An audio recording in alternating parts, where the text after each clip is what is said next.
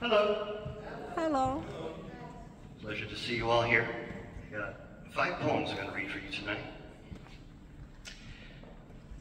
The first one is called a persona. If you don't know what a persona poem is, that's where the reader takes on the persona of the character. You'll figure it out. It's called Jurassic Park. Welcome to Jurassic Park, where I was born. Knee-high to a Shaquille O'Neal. My first experience was a 5-foot drop at birth from my mother to the ground.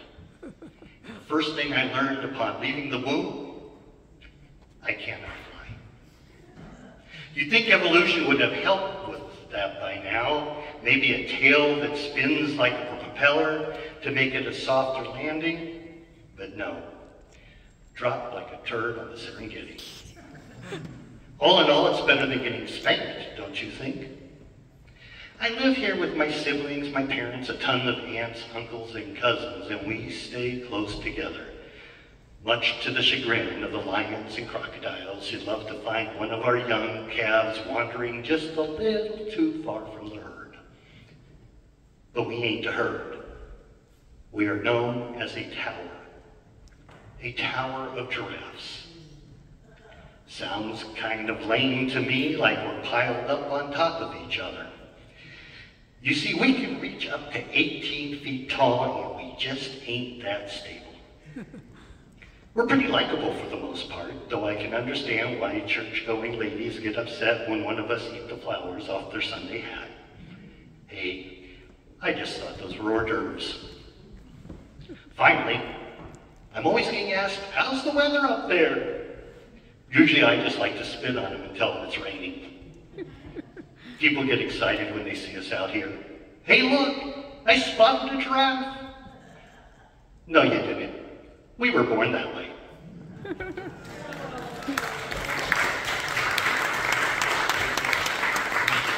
Thank you. This one's called Ain't You Special? So you think you're somebody special, do you? You think you're somehow unique, a 1 in a million, cream of the crop, the bee's knees, all the rage, the cat's pajamas, the jewel in the crown. What are the odds that you or anyone have ever been born? Your parents, deciding to become your parents, on purpose or by accident, had to meet. What are the odds? Were your parents from the same country, or even from the same part of the world? Or perhaps the result of their parents, each migrating from different parts of the world, finding each other, each having your parents, who in turn had you. Who were their parents? Your grandparents. You had 4. You had 8 great-grandparents, 16 great-grandparents, 32 great-great-great-grandparents, 64 great-great-great-great-grandparents, and if you go back even further, 4,096 great-great-great-great-great-great-great-grandparents.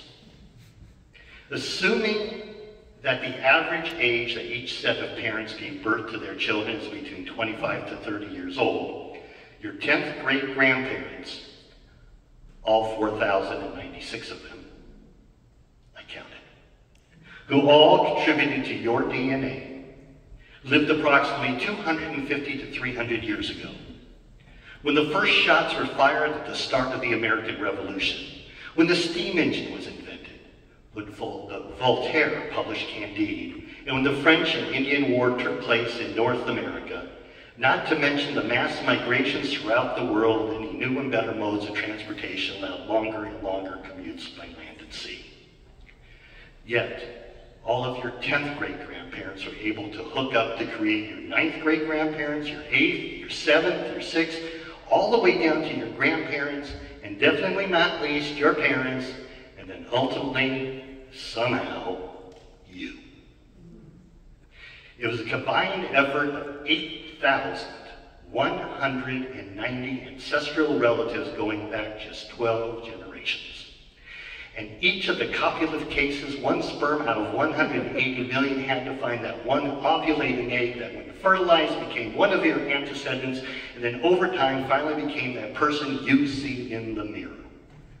The odds of you existing, i.e. ever being born, with all the wars, famine, disease, people crisscrossing across the globe 250 to 300 years ago, makes it almost inconceivable that you were in fact ever conceived. The odds that you have ever existed, be it to old age or just long enough to take a breath, is a mind-boggling 400 trillion to 1. So now, you think you're somebody special, do you? You bet your sweet patootie you are.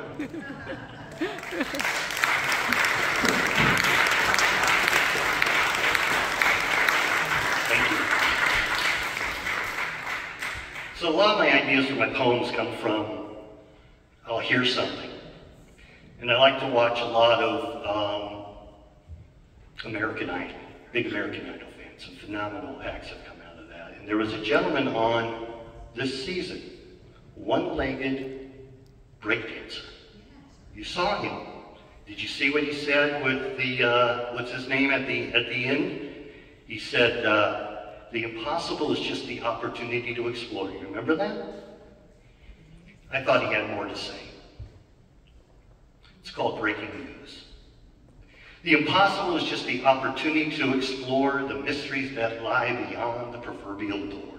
The possibilities are there, much too endless to ignore. It's no one but yourself that you will ever need to implore, to ignore the doubts hereon too and forevermore. The possibility is so possible if only you will believe. It can not only be measured just by what you perceive. It's more about knowing you can foresee what you can achieve, because the secret lies believing in all that you can conceive. Rid all that's negative that your mind still wants to cleave.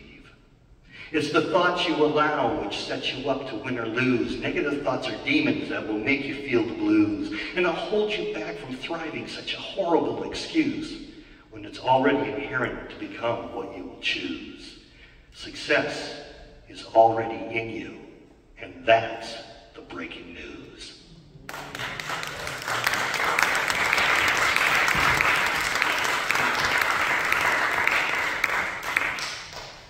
The nightly blues.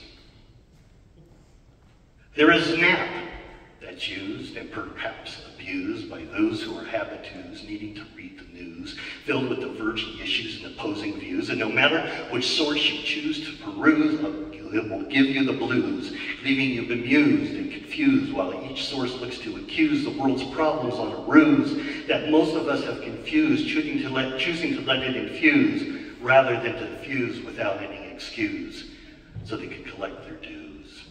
Which means more interested in their bottom line, which is fine and not so much a crime as long as they are sublime, and their news is not the grime where we waste so much time trudging through the slime, trying to read between the lines to discern what is fake and what is true, which is difficult not to misconstrue for all but a few who had the insight and knew that this gibberish will not do. To help this nation to heal, which has become a big deal. Because we can't tell what is fiction and what is real, what part of the news is fake when they report an outbreak. Is it a lie they spake? As if it's from the mouth of a snake with their reputations at stake, causing the stockholders to quake? When the news is less transparent and much more opaque, leaving it to the pundits, whose views and opinions they trumpet. Because it's really only about the ratings, which thrives on berating and debating, often deprecating, oftentimes most nauseating. It's become the politician's platform to create the most perfect storm, creating what's become an art form, to spread lies and misinform, a practice which has become the norm. It is a means for all of us to conform. Freedom of the press is a means to express the facts without the rest, the truth we shall not suppress, so we can finally begin to clean up this journalistic mess.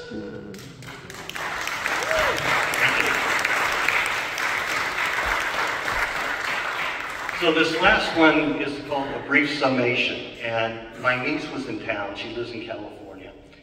And I said something, I was talking with my wife, and she goes, well, I'm about the accomplice to your own self-deprecation. I went, okay, we'll write that down. I will not be an accomplice to your own self-deprecation. This is no time for your ego to take a vacation. Your life is unique, though a challenging creation, nothing short of a sensation. Seeking its destination via its own incarnation, creating a spirit of incredible laudation, in fact, worthy of nothing less than a standing ovation. But I will be an accomplice to your flourishing adoration. And anything else that expounds an affirmation for your unique aptitude to create excitation, nothing short of jubilation, creating an expectation with zero deliberation that no one can question your determination and that you are a soul most deserving of celebration. Thank you all very much.